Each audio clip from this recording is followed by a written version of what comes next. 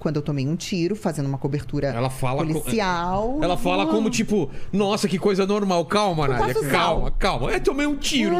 Furei tua pauta agora, né? Meu Deus, como assim? Peraí, vamos lá. Eu sei dessa história, mas o pessoal que tá assistindo agora falou, como assim tomou um tiro? Vamos lá.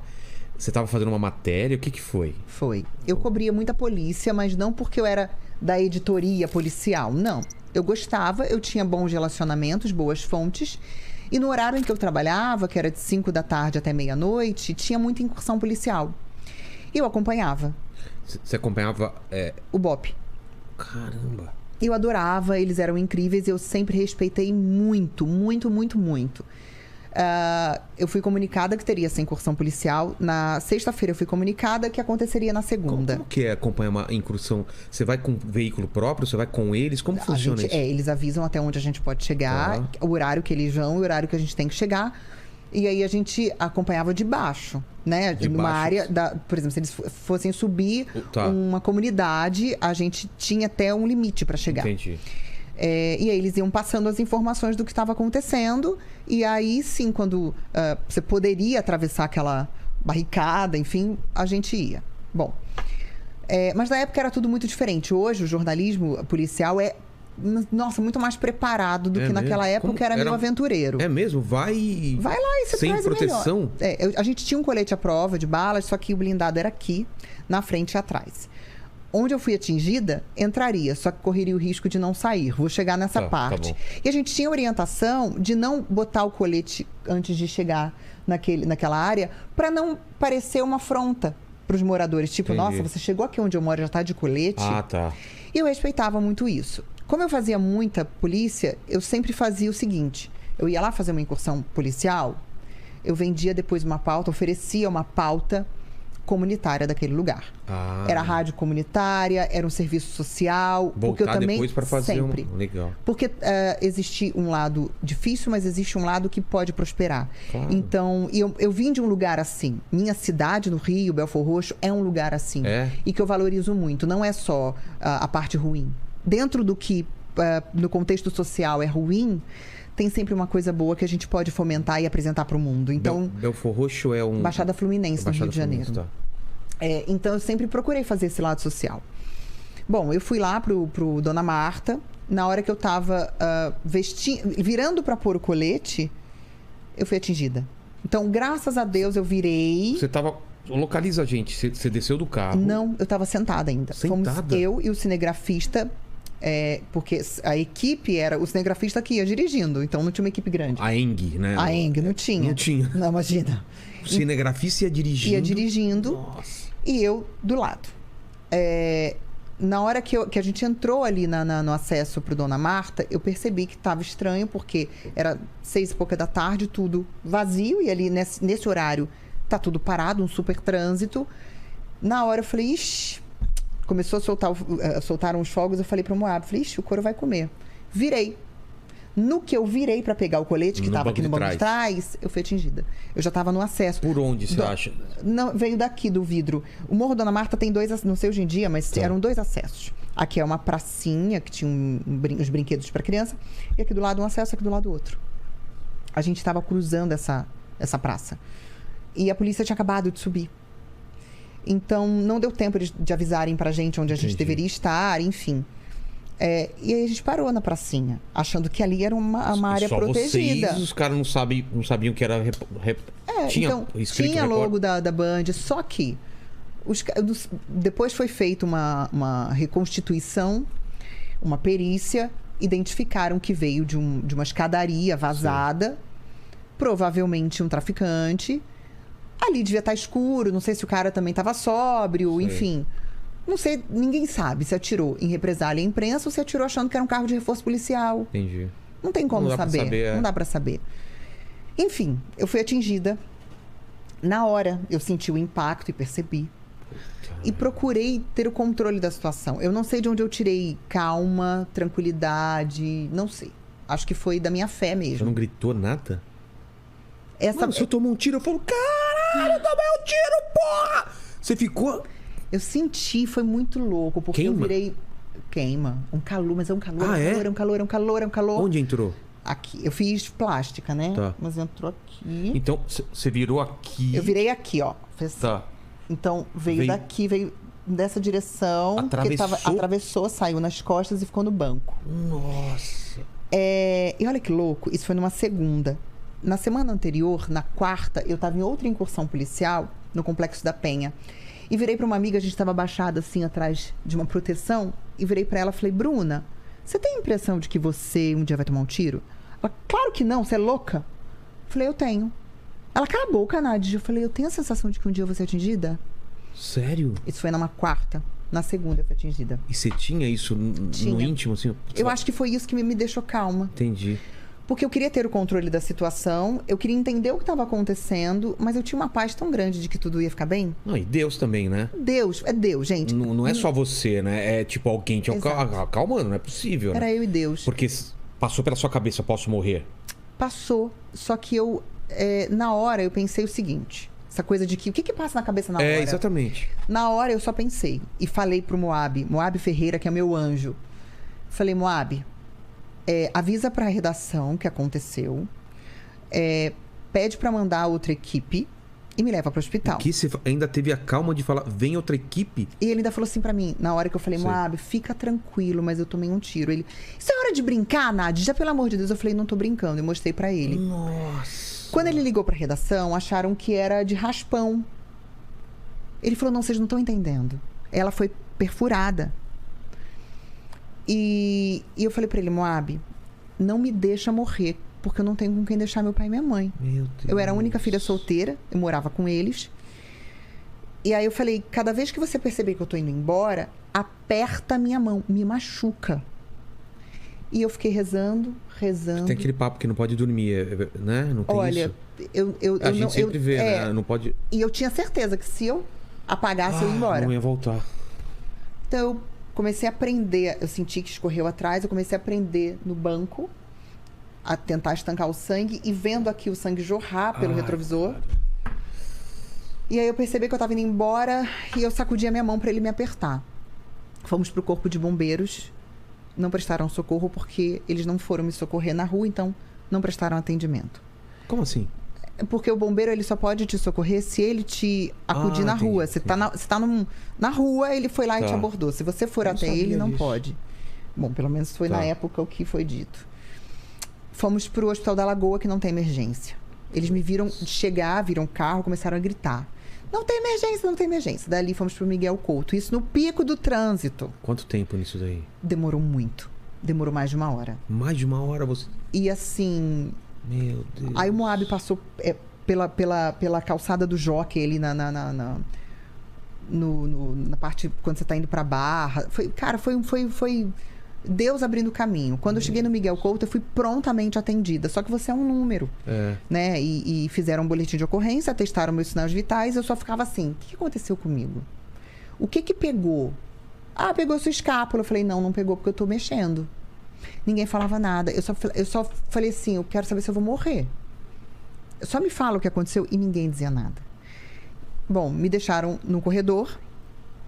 Eu virei atração, porque todo mundo passava e olhava e falava, nossa, menina nova aqui. Eu falei, o que foi? Foi assalto? Nossa. Assim, empatia zero. Uma amiga chamada Mônica Ferreira chegou lá, tocou terror. E olha como é que o universo foi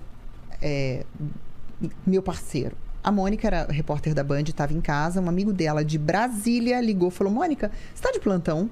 Não, por quê? Ah, porque um amigo que trabalha no Miguel Couto disse que acabou de chegar uma repórter da Band baleada.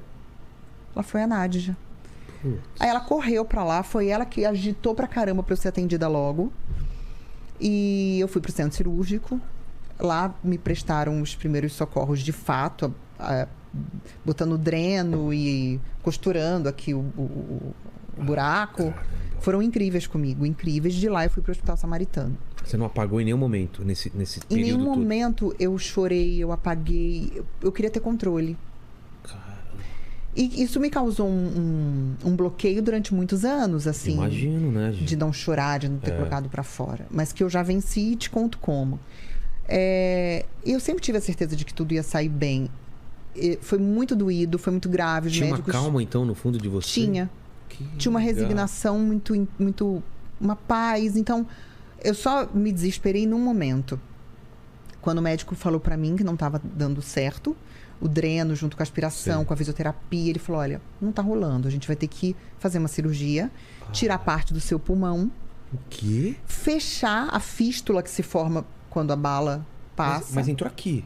Entrou aqui, pegou o pulmão, costela e saiu. Entrou meio baixo, assim? É, na diagonal. Ai, cara. Só que olha que detalhe que eu falo que é o dedo de Deus. Depois foi pra estudo, enfim, Sim. apresentaram em simpósios. Você pega a minha tomografia, a bala fez curva dentro de mim. Que? Ela desviou? Então, desviou da minha aorta e saiu a milímetros da minha coluna. Então, cara, foi Deus que falou, filha, Nossa, não é agora não. Não pegou coluna, graças a Deus. E se a bala... Aí é que tá, o blindado. Se eu já... Muita gente falou, ela tinha que estar com blindado. Se eu tivesse, a bala teria perfurado. E não ia adiantar? Não ia adiantar? Porque o blindado era aqui, ó, um quadradinho aqui e quadrado exatamente onde a bala saiu. Ela ia entrar e não ia sair. Não ia sair. Aí, de fato, ficaria deficiente. Nossa. Eu ficaria com alguma deficiência, porque pegaria minha coluna. Bom, quando ele virou pra mim e falou, ó, não tá rolando, não tá dando certo, vamos precisar de uma cirurgia. Quero saber o seguinte, você tem fé? Dr. Rui Haddad. Falei, tenho muita fé, doutor, por quê? Agora Mesmo eu vou precisar. sobrenome que você? Mesmo sobrenome. Olha só. Dr. Rui Haddad. Ele falou, vou precisar agora que você tenha fé. Eu falei, nossa, mas por quê? Porque a cirurgia que eu vou fazer em você corre um risco de morte muito grande. Meu Deus. Falei, como assim? Me explicou. Bom, pode ser por laparoscopia, se for, ó, tudo certo. Por videolaparoscopia. Mas se for a outra cirurgia, que você tem que abrir um U aqui, eu tenho que te levantar, é uma cirurgia muito delicada. E ele não tinha como saber qual delas ia ser? Não, porque precisava fazer um exame já com anestesia geral. Sei. E dali partir para a cirurgia. E lá ele tomava a decisão? E lá tomava a decisão. Eu assinei um termo de consciência, de responsabilidade sobre o fato. E teus pais? Cara, eu nem sei se eles foram comunicados na época dessa gravidade. Eu acho que não. Você acha que não? Eu acho que não, porque eu sempre procurava poupar muito meus pais. Tá. Contanto que eles... Eu lembro quando minha mãe chegou para me visitar, eu estava na UTI ainda, morrendo de dor. E eu falava, mamãe, eu tô bem, fica tranquila, olha, tá tudo bem, eu tô ótima. Mas eu tava... E ela não... Foi ali que minha mãe parou de andar. O choque para ela foi muito grande. E eu lembro perfeitamente, assim, da minha mãe, do olhar dela para mim de desespero. Então eu poupava muito os meus pais. Aí quando o Dr. Rui falou da possibilidade de eu morrer, eu falei, caramba, não morri tomando um tiro, vou morrer na cirurgia, cara. Não. Aí vem aquele lado sensato. Falou, tá, posso morrer. Eu tenho controle? Não tenho. Mas se eu morrer, eu quero morrer com dignidade. Eu, dentro de mim, tenho a minha dignidade, mas o ser humano é cruel. Vai olhar pra mim e falar, nossa, aquela menina era tão bonita, mas aqui, ela tá toda acabada. Eu sei que a vaidade é um pecado, mas naquele momento eu falei, eu quero partir linda, se for pra ser assim. Eu tava toda cagada. O sangue acabou com o meu cabelo, eu tava sem fazer unha, eu tava toda peluda, parecendo a Frida Kahlo. Te passou isso na cabeça? Passou. Pedi autorização pra equipe do hospital, pros médicos responsáveis. Riram da minha cara, óbvio.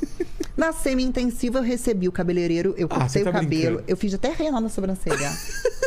Fiz francesinha na unha, me depilei. Falei, se eu for embora, eu vou estar no caixão assim, vou falar, ai, olha, judiação, nananã. Eu não acredito nisso. Imagina, gente, eu sou super peluda, eu ficar com aquele bigode, aquela, sabe, assim, ó, chuchu. Não.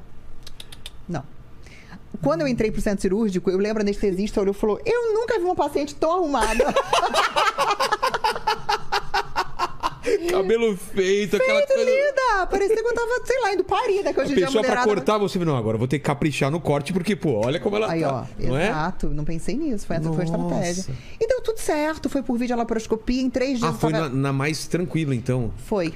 O que é essa mais tranquila? Era só por vídeo, então eles... buraquinho era menor. Eu tenho várias pequenas cicatrizes. Sei. Que eles abriram... Eles davam um cortinho e entrava com uma cânula, que era com um videozinho. Sei. Então, pelo monitor, ele ia monitorando e aí cortou a parte do pulmão que já não estava rolando, não estava funcionando.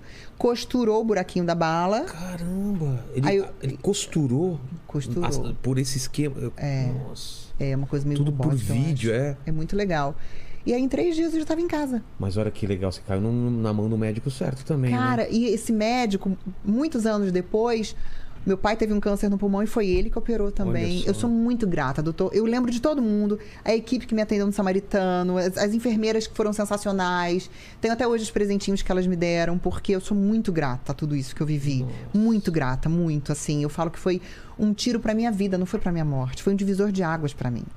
Mudou tudo, né? Tudo. A forma de enxergar a vida, né? Eu era muito rasa, eu não tinha coragem de ser intensa e achava que isso era um nível de responsabilidade. Eu dizia muito mais sim para os outros do que para mim, por medo de frustrar. Eu não vivia a minha alegria, eu tinha muitos pudores e muitos julgamentos sobre mim. Por causa da sua educação também que você estava falando. Por causa da minha educação. E aí, essa questão também de não ter voz, eu passei a entender que eu deveria sim me posicionar, mas isso é um exercício que eu trago até hoje.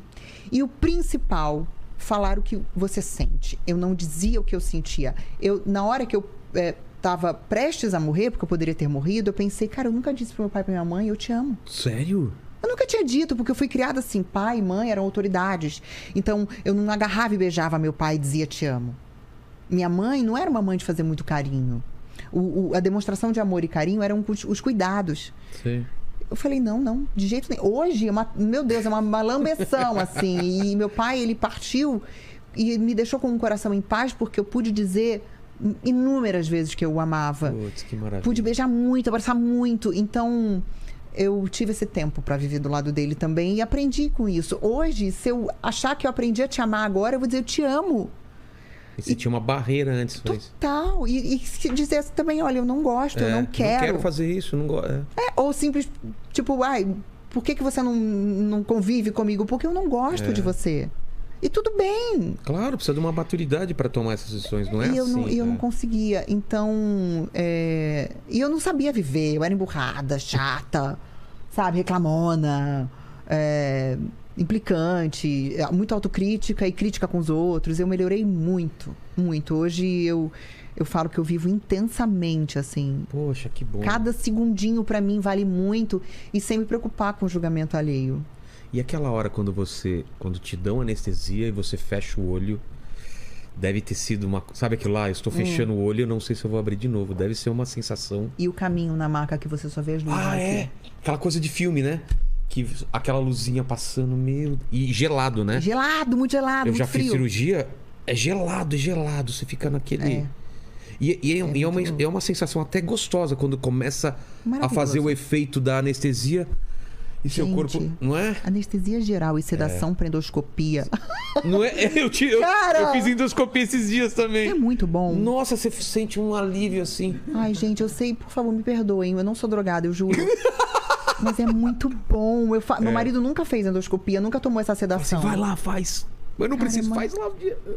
Nossa, no passado eu fiz alguns procedimentos. E quando volta, né? Você volta Nossa, você doida, volta numa né? vibe.